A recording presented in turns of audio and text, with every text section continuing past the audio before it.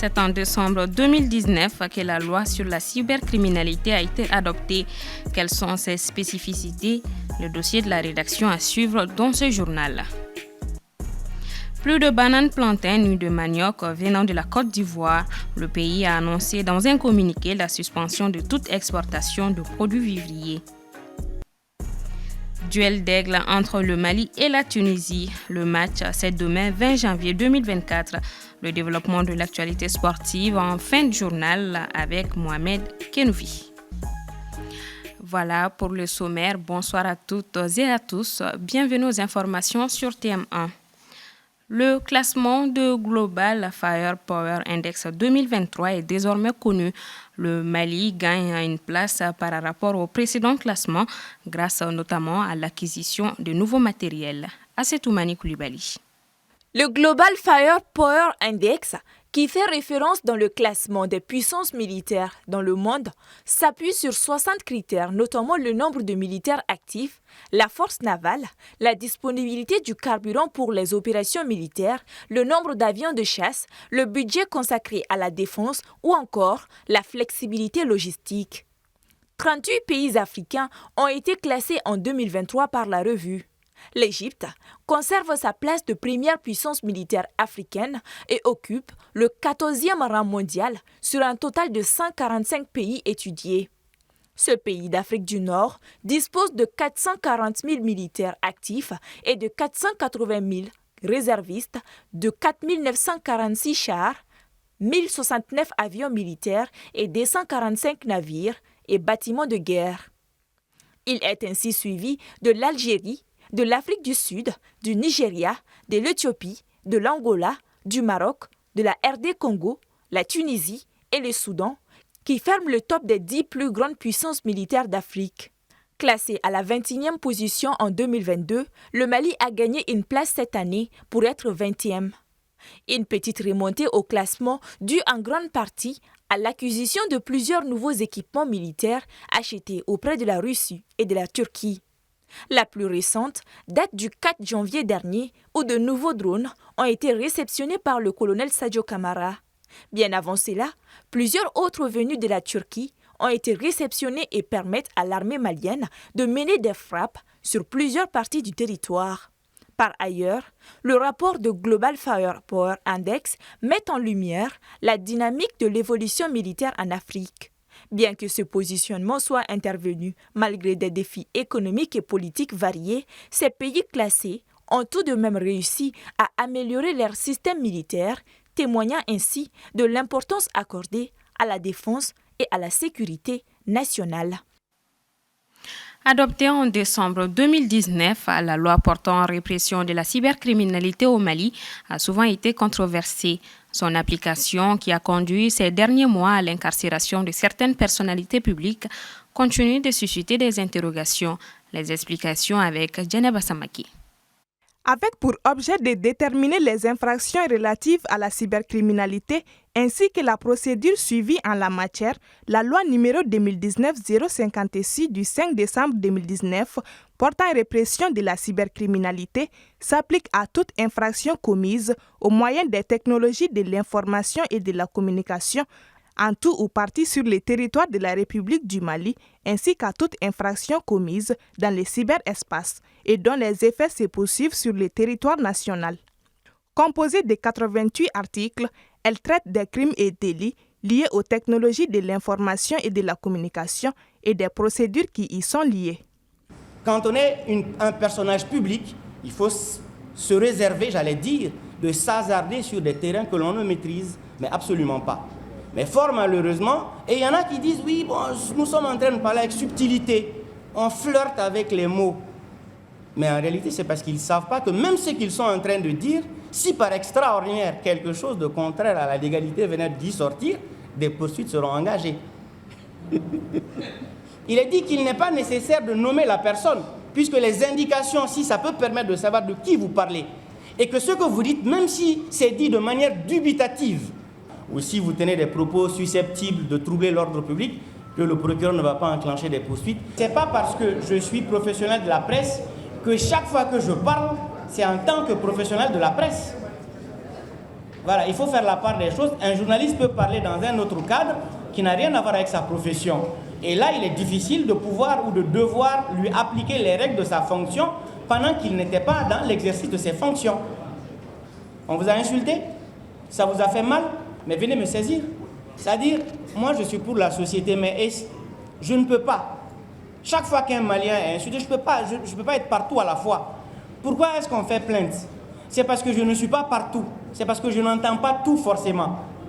Donc la personne qui a été injuriée des multiples fois, mais qu'est-ce qui empêche la personne de venir faire plainte? Lors d'une rencontre avec la presse, le 10 janvier dernier, le procureur du pôle national de lutte contre la cybercriminalité a répondu aux questions sur les compétences et les limites du pôle. Que les compétences du pôle de lutte contre la cybercriminalité ne se résument pas seulement aux limites des frontières de la République du Mali. Même des infractions commises à l'étranger qui peuvent avoir des incidences, des résonances sur le territoire malien peut mettre en exergue la compétence du pôle. Le procureur a également tenu à clarifier que les activités du pôle ne se limitent pas à la loi de 2019, mais englobent également des domaines tels que la loi de 2000 sur la presse et les délits de presse, la régulation des échanges téléphoniques, les moyens et systèmes de cryptologie, la protection des données personnelles notamment. Malgré les assurances données, le procureur a souligné la détermination du pôle à nettoyer l'espace numérique malien. Il a appelé les citoyens à faire preuve de retenue, de prudence et de vigilance dans l'utilisation de l'espace numérique. Dans un communiqué en date du lundi 15 janvier dernier, la Côte d'Ivoire a annoncé la suspension temporaire de toute exportation de produits vivriers. Cette mesure frappe les commerçants maliens de bananes, plantains et de manioc, des produits qui viennent essentiellement de la Côte d'Ivoire. Aminata Keïta et Aïssata Maïga ont interrogé les commerçants. La suspension des exportations des produits vivriers par les autorités ivoiriennes est entrée en vigueur à la date de signature du communiqué, soit le 15 janvier. Cette mesure va durer 6 mois, soit de janvier à juin 2024. Selon le communiqué, elle vise à assurer un approvisionnement régulier des marchés ivoiriens en produits vivriers en vue de garantir la sécurité alimentaire de celle-ci. Les produits concernés sont notamment le riz, l'igname, le manioc, la banane plantain, le maïs et les légumes. Au Mali, cette mesure touche de plein fouet plusieurs commerçants. Au marché de Sougouninkura, où sont déchargés plusieurs camions, la plupart des ignames viennent de la Côte d'Ivoire.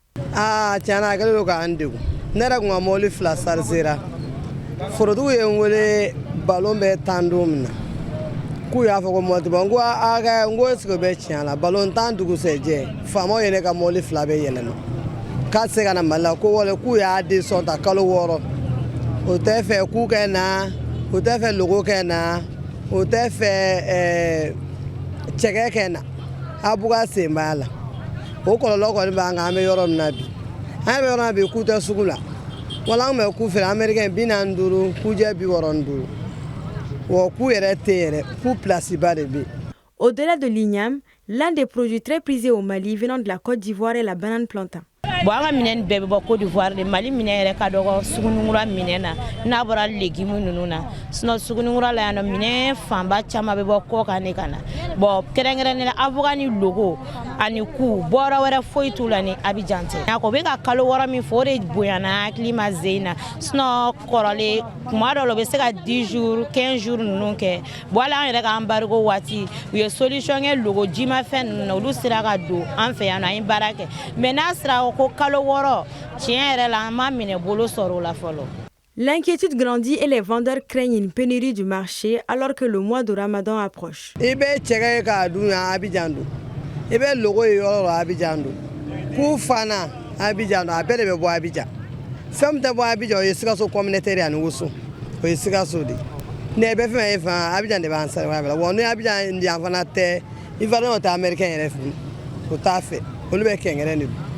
aduma mal de fana foro tugu yere de kuni bado akola bi albine woleli ka bijango ko chana yere ko na filla utaro bina ka to ye deli ka dese fama ma so tama wo ye kalo wora de chien ko papier du ma fana ni danyuma do na la ni do sara ka wala ko ali sine ko nyoy ba bija. Pour le syndicat national qui s'occupe de l'importation de ces produits vivriers de la Côte d'Ivoire vers le Mali, La mesure devrait s'atténuer dans les jours à venir. Des discussions sont en cours entre les autorités ivoiriennes et les fournisseurs de leur pays. Ces derniers estiment que sans exportation, les produits pourraient pourrir. Après le coup d'État du 18 août 2020, la classe politique malienne a profondément été reconfigurée. Quel rôle jouent les partis politiques dans le processus actuel qui, dans des mouvements d'opposition, Paul Yapinguessan mène la réflexion. Cadre des partis politiques pour une transition réussie. Appel du 20 février, M5 Maloukoura, les différentes coalitions politiques qui faisaient office pour beaucoup d'opposition à la transition se font de moins en moins entendre. Il semble bien loin le temps où le cadre revendiquait plus de 70 partis politiques, dont 3 regroupements de partis, 2 mouvements politiques, de grands partis politiques, tels l'ADEMA, l'ASMA-CFP ou les YELEMA.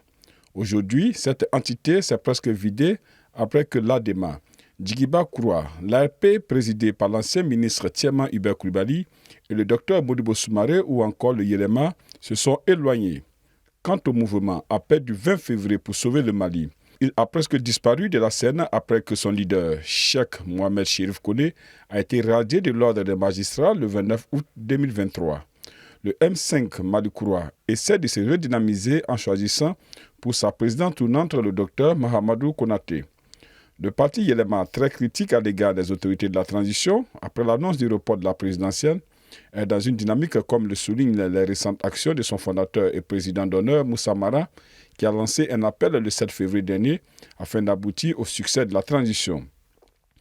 Un des plus critiques est le docteur Oumar Mariko, président du parti Sadi actuellement en exil. Lors de récentes interviews accordées à des médias français, il a de nouveau tensé les autorités de la transition, assurant qu'elles sont un obstacle à la paix. Cette menace de dissolution n'est pas un bon message, ni pour la classe politique, ni pour la liberté d'expression, d'après le secrétaire général de l'ADEMA, Yaya Sangaré. Selon le professeur Abdul Karim Djamoutene, enseignant-chercheur et économiste, le silence des acteurs politiques actuels sonne comme une mise en garde. Il appuie en assurant que les figures politiques ont disparu des radars, alors même que le débat public autour du processus de transition s'intensifie.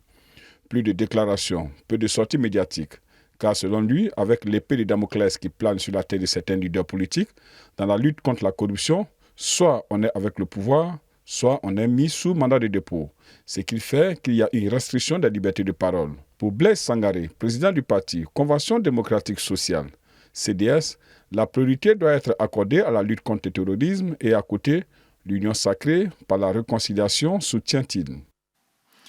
Les gendarmes guinéens ont interpellé jeudi 18 janvier une dizaine de journalistes dans la banlieue de Conakry qui projetaient de manifester contre les restrictions infligées à la liberté de la presse depuis plusieurs semaines.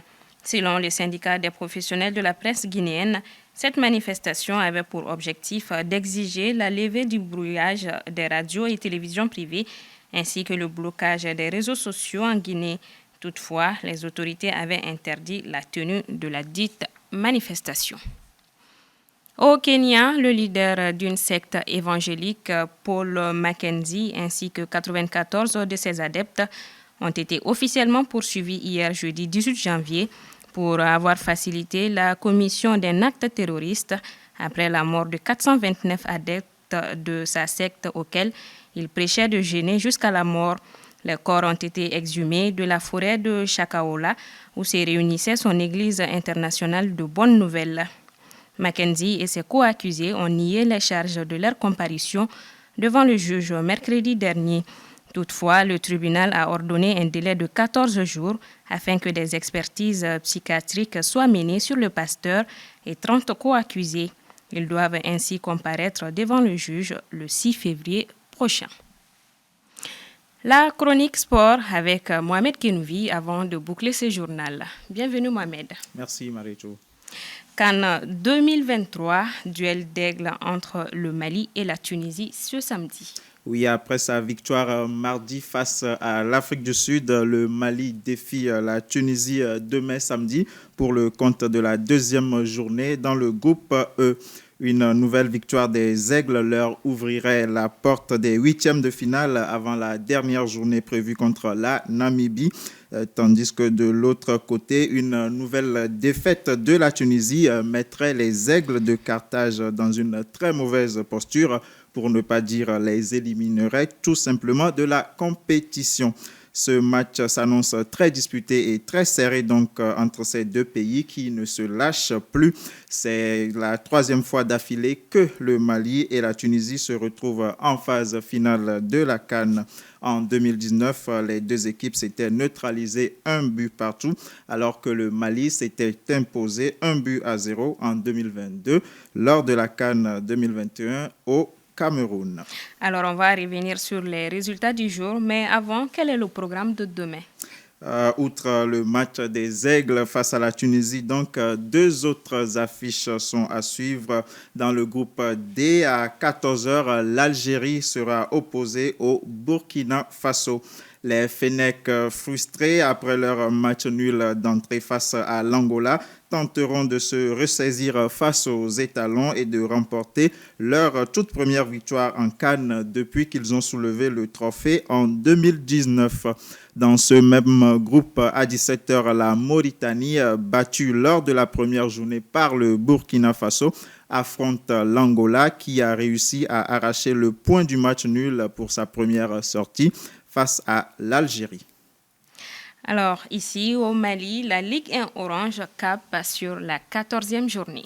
Oui, cette 14e journée a débuté ce vendredi avec un match nul, 1 but partout entre l'US Bougouni et l'AS Black Star. Demain, samedi 20 janvier, 3 affiches sont au programme. Le Djoliba AC reçoit Afrique Football Elite sur le terrain de l'AS Real de Bamako. ATS de Koro sera face à l'AS Real de Bamako sur le terrain du Djoliba AC. Et du côté du terrain de l'ASB, Binga FC défie le COB. Match à suivre en direct et en intégralité sur nos antennes. Dimanche, les 11 créateurs de Niarela jouent l'AS Police sur le terrain du stade malien, tandis que l'USFAS défie l'AS Korofina du côté du terrain du Djoliba. Le stade malien actuel leader va en découdre avec l'AS Bakaridjan sur le terrain de l'AS Real de Bamako. Et enfin, l'US Bougouba reçoit l'US Sekita sur le terrain de l'ASB. Une rencontre que vous pourrez également suivre en direct et en intégralité sur TME. On revient donc sur les résultats du jour. Victoire du Sénégal 3-1. Oui, dans le groupe C, le choc de la journée entre le Sénégal et le Cameroun a donc tourné à l'avantage des Lions de la Teranga. Les champions d'Afrique en titre se sont imposés 3-1 donc grâce à des réalisations d'Ismaïla Sarr, Habib Diallo et Sadio Mané notamment. Donc avec ce deuxième succès en autant de matchs, le Sénégal décroche également son billet pour le deuxième tour. Merci beaucoup Mohamed Kenouvi. On va souhaiter bonne chance aux Aigles pour demain. Inch'Allah. Merci. Point final donc à ce 19h45. Merci à vous de l'avoir suivi. Bon week-end à toutes et à tous.